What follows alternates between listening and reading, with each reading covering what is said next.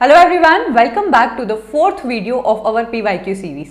Net के exams पास आ रहे हैं एंड आई होप कि यूजीसी नेट का हर बच्चा इस वक्त रिवीजन कर रहा होगा।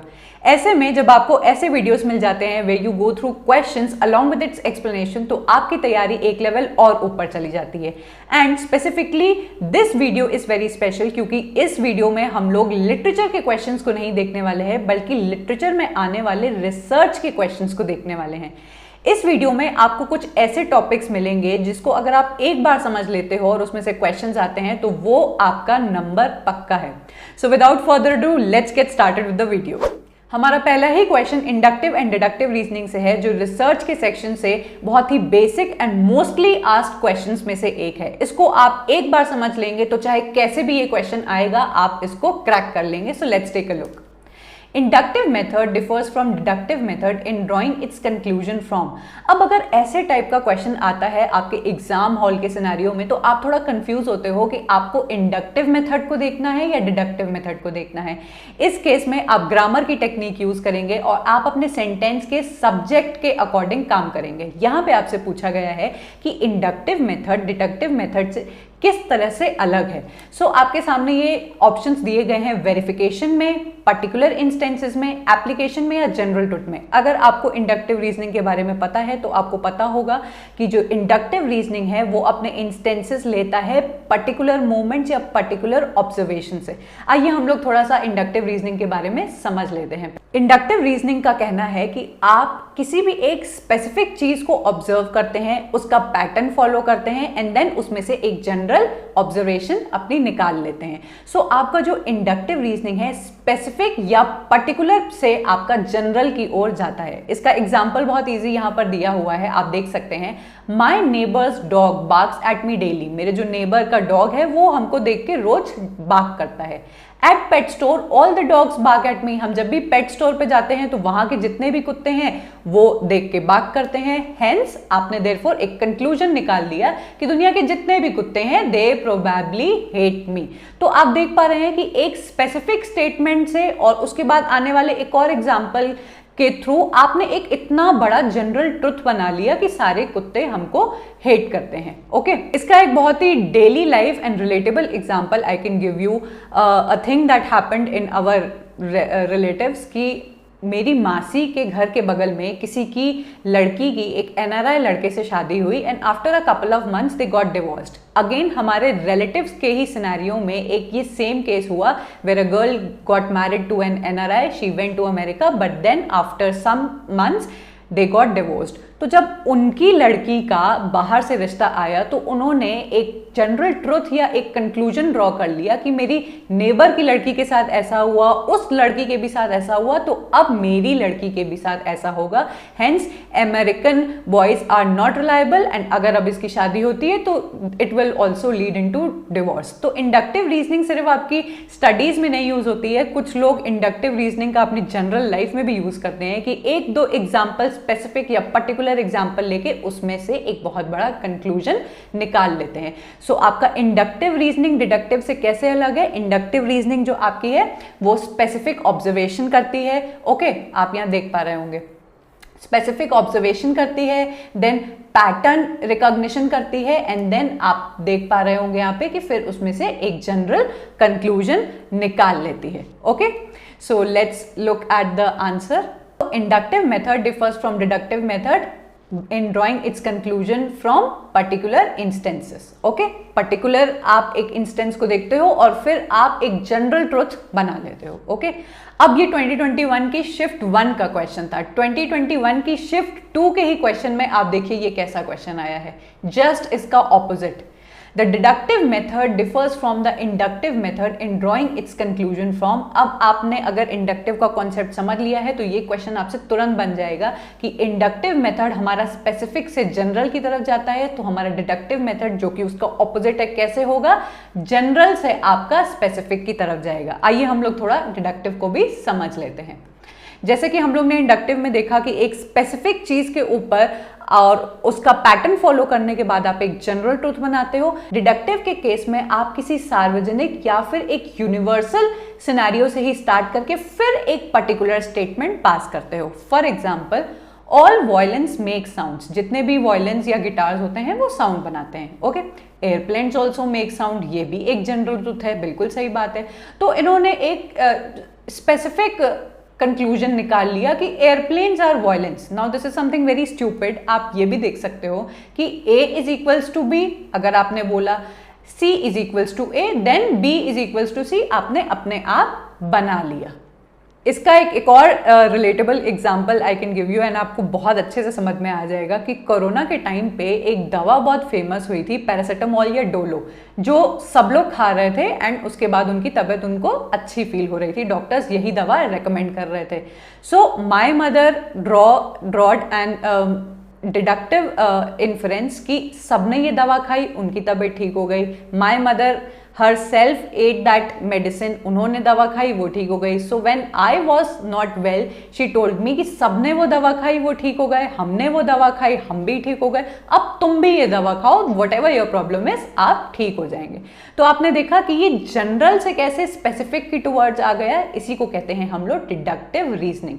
आपको बहुत अच्छे से समझ में आ गया होगा। यहाँ पे आपके लिए एक बहुत अच्छा डायग्राम भी है, इसको आप रट लो, याद कर लो, रटने की जरूरत नहीं है, आपको बहुत अच्छे से समझ में आ गया होगा कि इंडक्टिव जो है आपका स्पेसिफिक से जनरल की ओर जाता है, वेरा जो डिडक्टिव है आपका जनरल से स्पेसिफिक की तरफ जाता है। Okay, I hope this point is clear. अब जब भी आएगा, चाहे पेपर 1 में चाहे पेपर 2 में, आप इस चीज को क्रैक कर लेंगे। Okay, moving on to our answer आपका ऑलरेडी आपको दिख गया होगा कि डिडक्टिव रीजनिंग जनरल ट्रुथ्स हैं। Okay, moving on to our third question, which one of the following is the right definition of peer review. अब जैसा कि वीडियो के स्टार्टिंग में ही कहा कि लिटरेचर के सेक्शन के अंदर जो रिसर्च के क्वेश्चंस आते हैं वो बहुत हद तक आपकी लिटरेचर की फील्ड से आते हैं। ओके, वो पेपर 1 के साइंटिफिक क्वेश्चंस नहीं होंगे, जितने भी क्वेश्चंस होंगे लिटरेचर के अंदर रिसर्च सेक्शन से, वो लिटरेचर से रिलेटेड ही होंगे।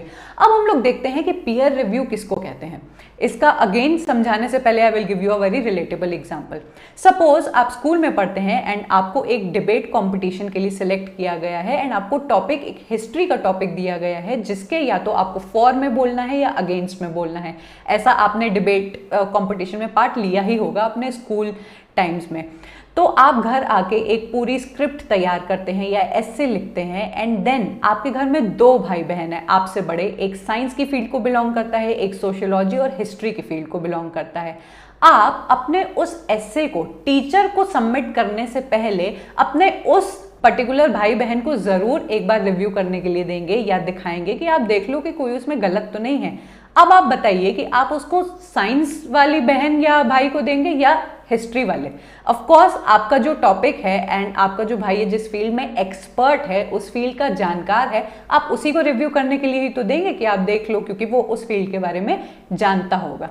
आपका पीयर रिव्यू भी वही चीज़ है कि आप जब रिसर्च करते हो किसी टॉपिक पे और उसकी रिपोर्ट तैयार करते हो, उसको पब्लिश कराने से पहले आप उस फील्ड के कुछ एक्सपर्ट्स को अपना वो रिपोर्ट दिखाते हो, क्वालिटी देखने के लिए, जज करने के लिए और इवैल्यूएट करने के लिए। ओके, सो इससे आपका पीयर रिव्यू का जो कॉन्सेप्ट है वो क्लियर हो जाता है। हम लोग थोड़ा सा इसको एक्सप्लेन कर लेते हैं। आप आंसर यहाँ पे देख लीजिए कि पीयर रिव्यू की राइट डेफिनेशन देखिए क्या बोली गई है।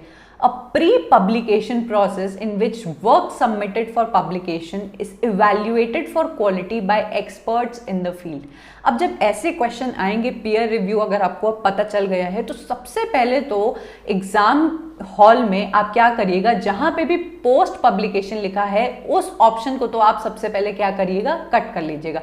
पोस्ट पब्लिकेशन मतलब आप अपनी रिपोर्ट का रिव्यू जो है वो पब्लिकेशन या पब्लिश होने के बाद कराओगे या पहले कराओगे। ऑफ कोर्स पहले कराओगे, तो पोस्ट पब्लिकेशन वाला जो ऑप्शन है वो पहले ही कट हो गया। आपके सामने है 2 ऑप्शन। आइए हम लोग थर्ड वाला भी देखते हैं। अ pre publication process in which work submitted for publication is accompanied by recommendation of other experts in the field. Recommendation का कॉन्सेप्ट तो यहाँ पे बिल्कुल भी नहीं आता है कि आपने रेकमेंड किया है। सिंपल सा ये कॉन्सेप्ट बोलता है कि अगर आपको अपनी रिपोर्ट या अपनी रिसर्च पब्लिश करानी है तो आपको पहले उसको रिव्यू के लिए देना पड़ेगा। आपके वो जो रिव्यूअर्स होंगे वो उस फील्ड के एक्सपर्ट होंगे और वो आपके वर्क की क्वालिटी को चेक करेंगे। दैट्स इट, इससे ज़्यादा आपको कुछ भी नहीं जानना है। Okay, what do you mean by peer review? ये आपको पीडीएफ टेलीग्राम पे मिल जाएगी। एग्जाम के टाइम पे जाने से पहले आप ये सारी पीडीएफ्स को जाके देख सकते हैं, जो आपको क्वेश्चन अलोंग विद एक्सप्लेनेशन जब मिल जाएगी तो वो टॉपिक्स आपके तुरंत क्लियर हो जाएंगे। Okay, so you can get this PDF from my Telegram channel, link आपको नीचे डिस्क्रिप्शन में मिल जाएगा। आप इस फोटो को ध्यान से देखिए कि ये पर्सन है, इसने अपनी एक रिसर्च लिखी है और यहाँ पे इतनी सारी आंखें बनी हुई हैं। These are the experts who are going to जज the quality of his research paper. Okay, evaluation of a researcher's work. Okay, by one or more people with similar competencies. आप इस बात को याद रखिएगा कि आप अपनी रिसर्च एक सिमिलर कॉम्पिटेंट पर्सन को ही तो देंगे।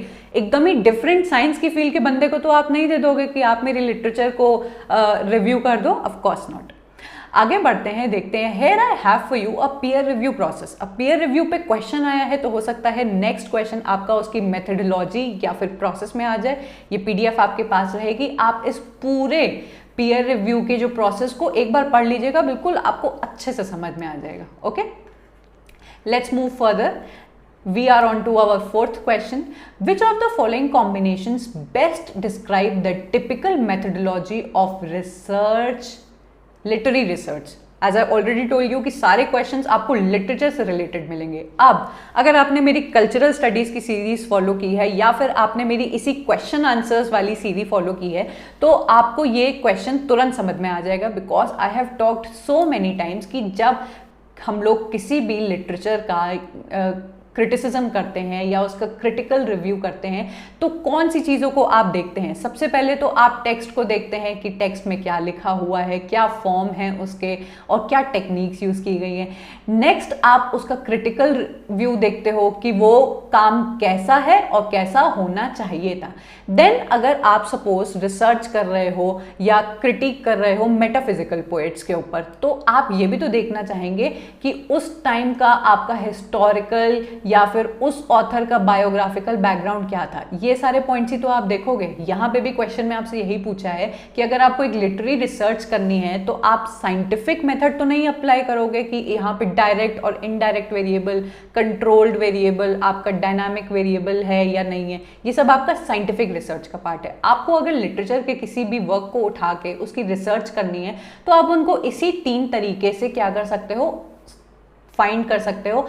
एक है टेक्स्ट को पढ़ के, फिर उसका क्रिटिकल इवैल्यूएशन करके एंड देन उस टाइम का हिस्टोरिकल कॉन्टेक्स्ट लेके। ये क्वेश्चन बहुत ही सिंपल था, यही इसका आंसर है कि आपको अगर किसी रिसर्च को, लिटरेरी रिसर्च को देखना है तो आपको कौन से 3 चीज़ों या पर्सपेक्टिव्स को ध्यान में रखना होगा। अब ये जो notes I have brought for you, बहुत मेहनत से ये ढूंढे हुए हैं। You can see over here कि आपका टेक्सचुअल, क्रिटिकल और हिस्टोरिकल पर्सपेक्टिव, ये जो पैराग्राफ है ये एक रिसर्च में लिखा हुआ था, रिसर्च के पेपर में लिखा हुआ था। सो यू कैन इमेजिन कि एनटीए वाले कितना ढूंढ ढूंढ के आपको क्वेश्चंस देते हैं। तो ये नोट्स आपके लिए बहुत ज़्यादा बेनिफिशियल है क्योंकि एकदम to the point I have brought this for you. Okay, आप यहाँ पे देख पा रहे होंगे a literary analysis is argumentative. आपकी जो लिटरेरी या हिस्टोरिकल एनालिसिस होती है वो आर्ग्यूमेंट्स पे बेस्ड होती है, ना कि एक्सपेरिमेंट्स पे बेस्ड। आप क्या एक्सपेरिमेंट करोगे? ओके, तो आपका टेक्स्ट इन्वॉल्व होता है, क्रिटिकल इन्वॉल्व होता है और हिस्टोरिकल पर्सपेक्टिव आपका इन्वॉल्व होता है। Okay, I hope this is clear.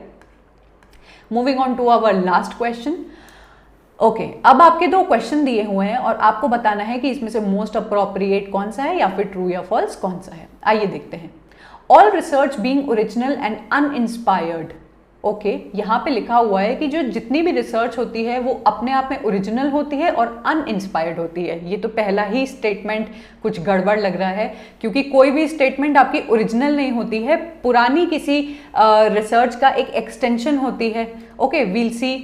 It is rare for a researcher to begin a project by deriving ideas from the predecessor। अब ये स्टेटमेंट हो जाता है पूरी तरीके से फॉल्स क्योंकि यहाँ पे बोला गया है कि कोई भी ऐसी रिसर्च, सबसे पहले तो कोई भी रिसर्च आपकी क्या होती है, वो ओरिजिनल होती है और अनइंस्पायर्ड होती है। ऐसा बिल्कुल भी नहीं है। आप किसी भी टॉपिक पे जब रिसर्च करते हैं वो कहीं ना कहीं पुरानी रिसर्च से इंस्पायर्ड भी होती है और आप कहीं ना कहीं इमिटेटेड एक टॉपिक भी उठाते हो। आप जब एक हाइपोथेसिस लेते हो तो आप ज़रूर पुरानी रिसर्च को उठा के देखते हो कि कहीं जो रिसर्च हम करने जा रहे हैं वो किसी ने पहले तो नहीं की है, तो you will have to change the topic. तो ये फाइंड आउट करने के लिए आपको प्रीडिसेसर्स की रिसर्च को तो देखना ही पड़ेगा, हेंस आपका पहला स्टेटमेंट फॉल्स हो जाता है।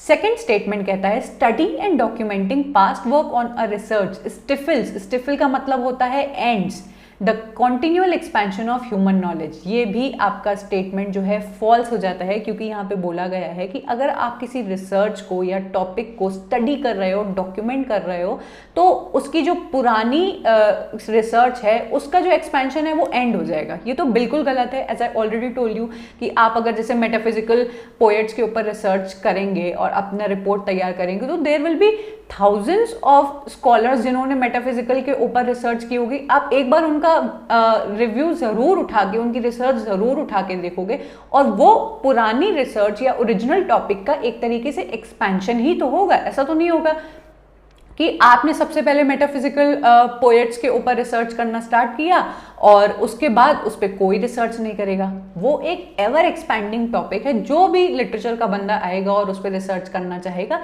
एक तरीके से उस मेटाफिजिकल टॉपिक का एक्सपेंशन ही तो होगा, क्योंकि वो उस टॉपिक में फिर कुछ अपनी यूनिकनेस लेकर आएगा।